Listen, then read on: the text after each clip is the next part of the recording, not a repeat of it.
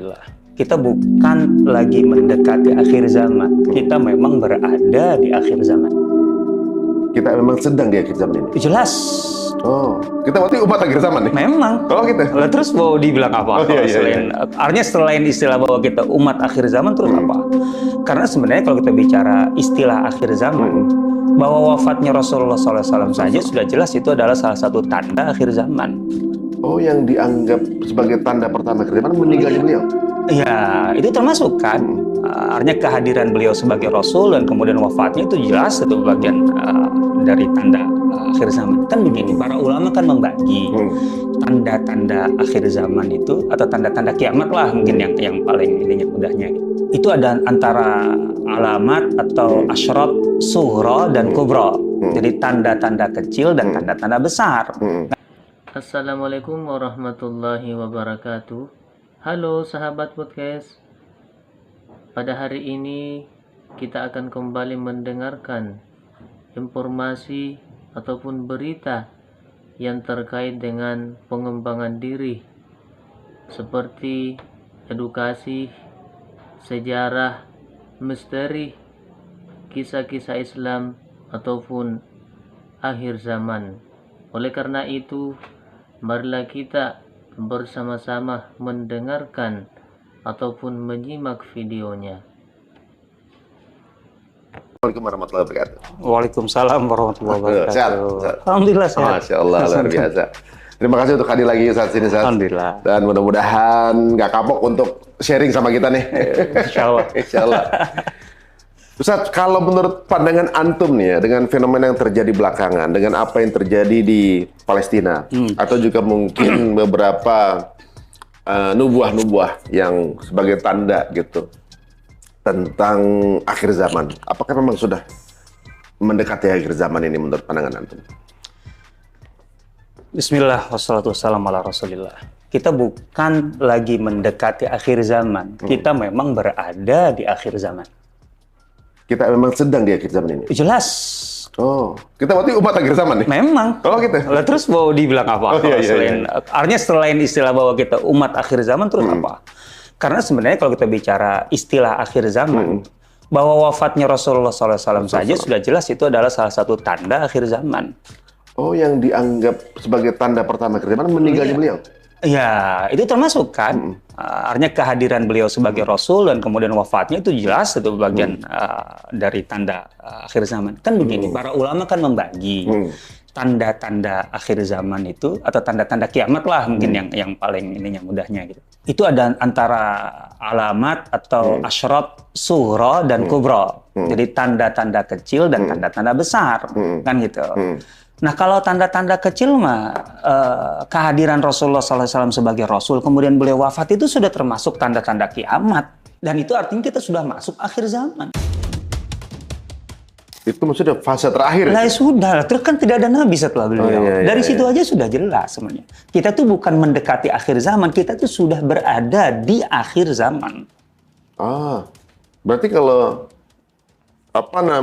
sekarang ini cara menyikapinya apakah kita perlu panik atau takut gitu ya? Nah, itu dua hal yang berbeda gitu loh. Bahwa kita berada di akhir zaman, kemudian akhir zaman dengan segala hiruk pikuknya. Nah, kita menyikapinya gimana sebagai mukmin gitu. Nah, ini yang menurut saya harus kita sikapi dengan bijak dan tepat dan bijak gitu. Sebagai mukmin ya, insya Allah sebagai mukmin. Ya. Pertama begini. Ini kan terkait dengan kiamat saya yakin gitu ya. Kalau masalah panik takutnya kan. Iya, karena yang kemudian menjadi pandangannya adalah ketakutan mengenai fenomena alam gitu, lebih ke alam gitu. Bukan secara pribadi, tapi maksudnya alam akan gimana, akan ada dukhon, ada Yajuj Majuj. Serem semua gitu. Alasan panik kita apa? Kita dapat giliran kan gitu ibaratnya. Nah, maksudnya gitu.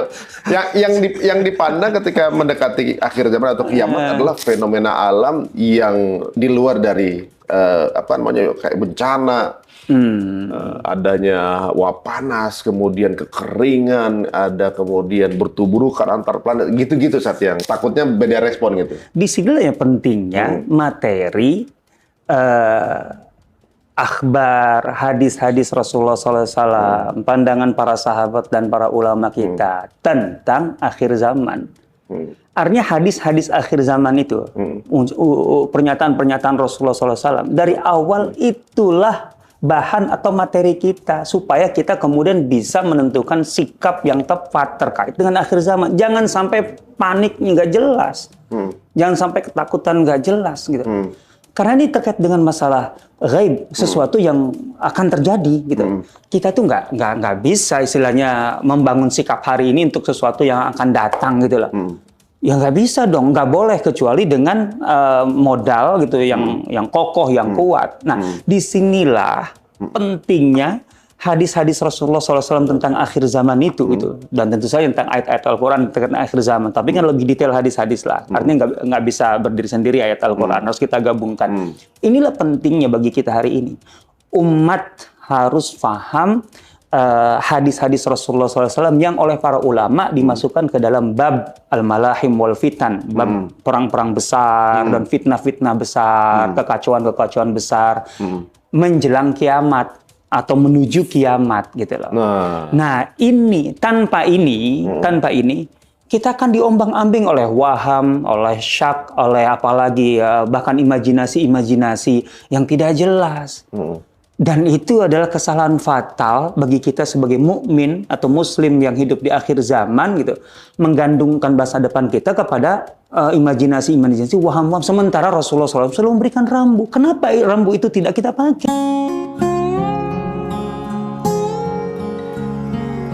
Ini yang harus kita lakukan. Artinya disinilah pentingnya kajian tentang akhir zaman, tapi yang berbasis pemahaman yang kuat terhadap rambu-rambu yang diberikan oleh Rasulullah SAW itu. Tanpa itu kita akan gagal dan kita akan terombang-ambing oleh perasaan-perasaan atau apa yang tidak jelas. Dan kemudian kita akan keliru menyikapi akhir zaman sebagai muslim. Ini menarik, Ustaz. Tadi antum bilang mengenai bagian dari tadi al-malahim wal fitan tadi ya. Ada mungkin rambu yang sudah disiapkan oleh para pendahulu kita bagaimana respon-respon terbaik dalam menyikapi fenomena ini gitu ya. Nah, supaya kita nggak keliru saat ibaratnya waktu itu kalau nggak salah saya dengar juga dari antum, walaupun besok itu kiamat, hari ini nanam kurma, benih kurma gitu, walaupun benih kurma butuh berapa hari untuk tumbuh, walaupun misalnya besok kiamat tanam juga hari ini, bahkan itu tanda optimisme. Itu hadis. Itu hadis ya? Itu hadis ya? Dari Rasulullah SAW. Jadi ibaratnya itu kan sebenarnya sebuah sign dari optimisme itu sampai to the max kapasitas hidup kita gitu. Nah, itu kan sebuah respon dan sikap-sikap terbaik bagaimana kita menyikapi hal ini. Nah, kira-kira apa aja yang diungkapkan di situ? Nah, hadis ini kita bermula dari hadis ini ya. Hadis ini kan merupakan salah satu rambu yang diberikan Rasulullah SAW gitu. Bagaimana seorang mukmin menyikapi hiruk pikuk huru hara bahkan huru hara akhir zaman gitu. Ini kan sudah hadis ini sampai di titik puncak. Seandainya seorang mukmin itu tahu, seandainya kan nggak ada yang tahu kiamat kapan meledak. Seandainya tahu bahwa besok kiamat itu akan meledak. Sedangkan hari ini di tangannya masih ada satu benih kurma, pohon kurma, gitu. Dia akan tanam. Dia akan tanam. Itu mukmin. Sikap seorang mukmin. Berarti mirip dengan orang Palestina yang kemarin dia dijajah, tanahnya dirampok, tapi dia masih nanam. Maksudnya ketika dia nanam pun, itu tanah bukan punya dia lagi. Yang kemudian dia itu bapak-bapak tua itu tanah itu bukan punya dia lagi, akan dia punya orang, dia masih tetap nanam gitu. Subhanallah. Masya Allah. Ini artinya gini, dari hadis ini aja kita memahami satu hal penting sekali. Bedakan antara urusan-urusan gitu, yang sifatnya qadari akan terjadi sesuai takdir Allah, dalam arti Allah mentakdirkan ini akan begini. Ya kan memang menjelang hari kiamat kan akan ada huru hara yang luar biasa gitu kan. Itu memang Qadarullah Allah akan mentakdirkan itu secara langsung, dalam arti tidak ada sangkut pautnya dengan kita gitu. Kita mau gimana pun Dajjal akan muncul. Kita mau apapun juga Nabi Isa akan turun. Kita mau apapun keniscayaan juga. Ya keniscayaan gitu maksudnya. Takdir dalam arti keniscayaan dari Allah.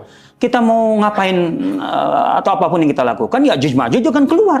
Sudahlah itu mah gitu, ngapain juga ibarat kata kita tidak bisa intervensi apapun di situ. Kita tidak. Nah, bedakan antara hal-hal seperti ini dengan yang sifatnya taklifi. Sekarang dengan semua situasi dan kondisi itu, kita sebagai mukmin dituntut apa oleh Allah? Apa yang harus kita lakukan?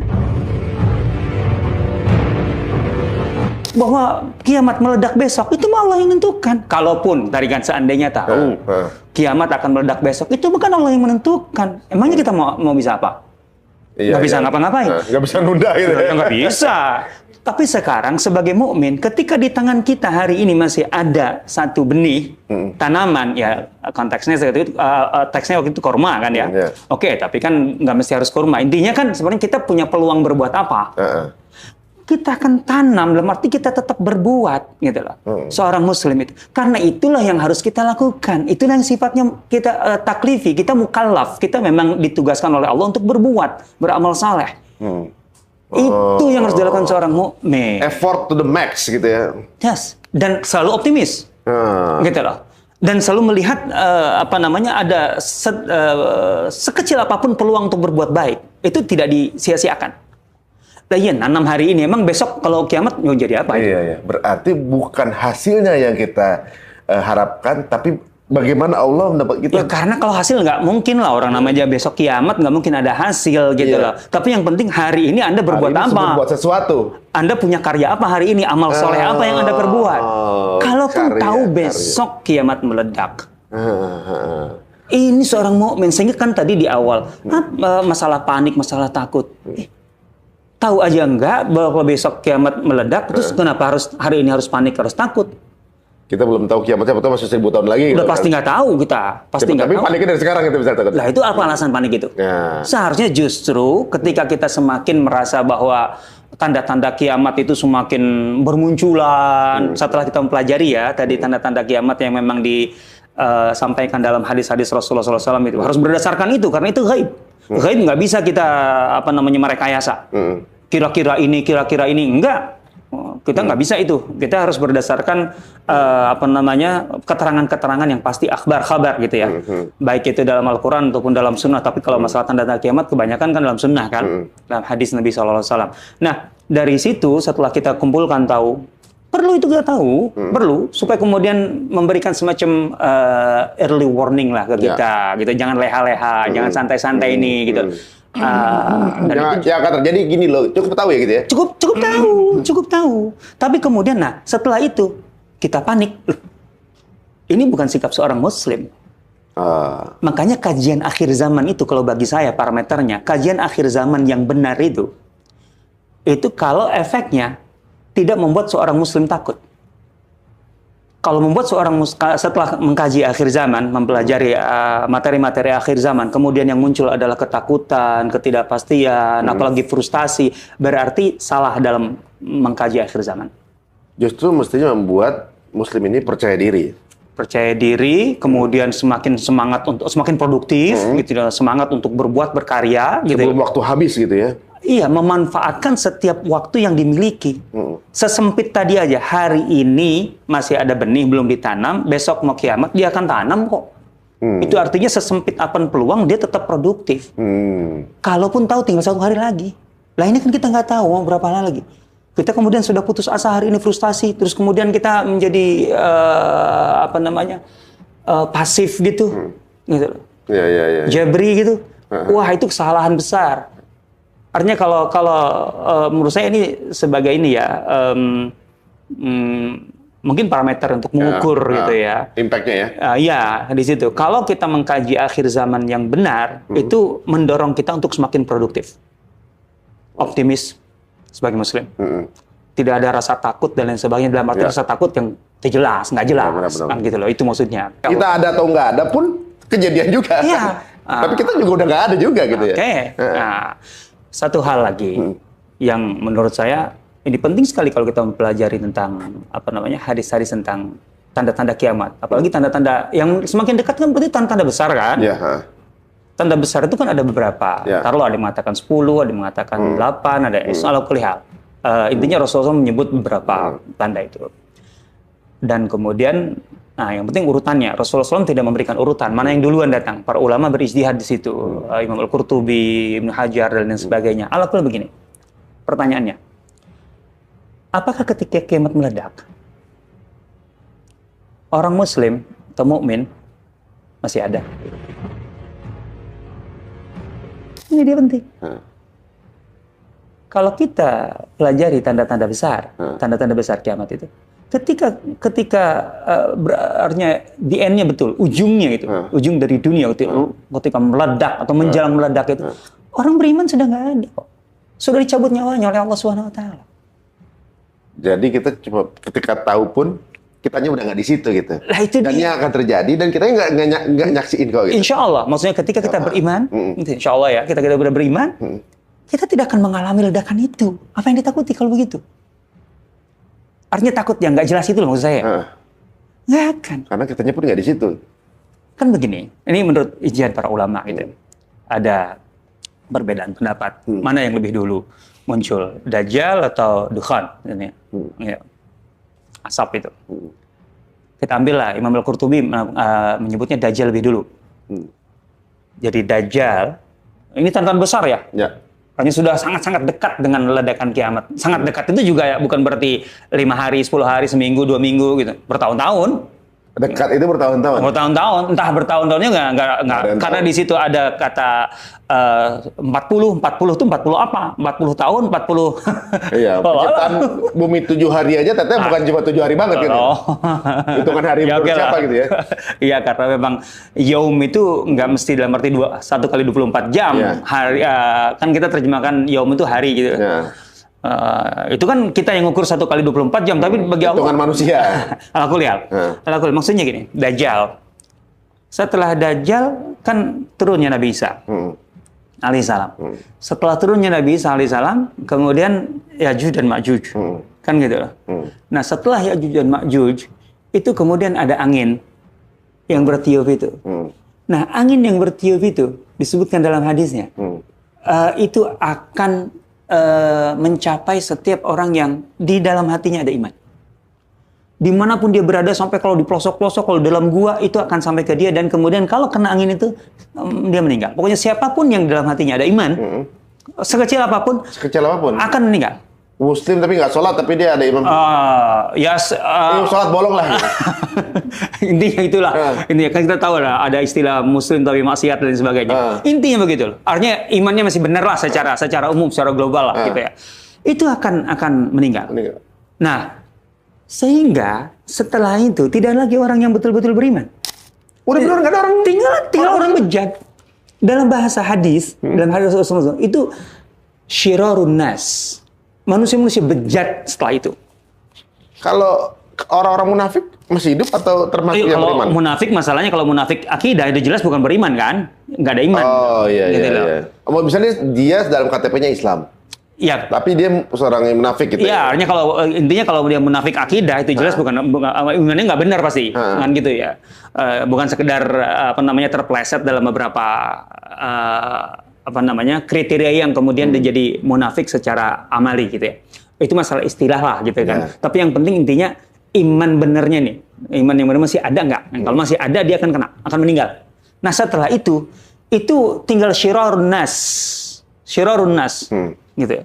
Dalam hadisnya begitu, kemudian keterangan Ibnu Mas'ud menguatkan itu, kemudian para ulama seperti Ibnu Hajar juga mengatakan begitu, bahwa kemudian setelah itu masih ada tanda-tanda kiamat yang lain gitu loh. Masih ada tanda. Mulailah matahari terbit dari barat.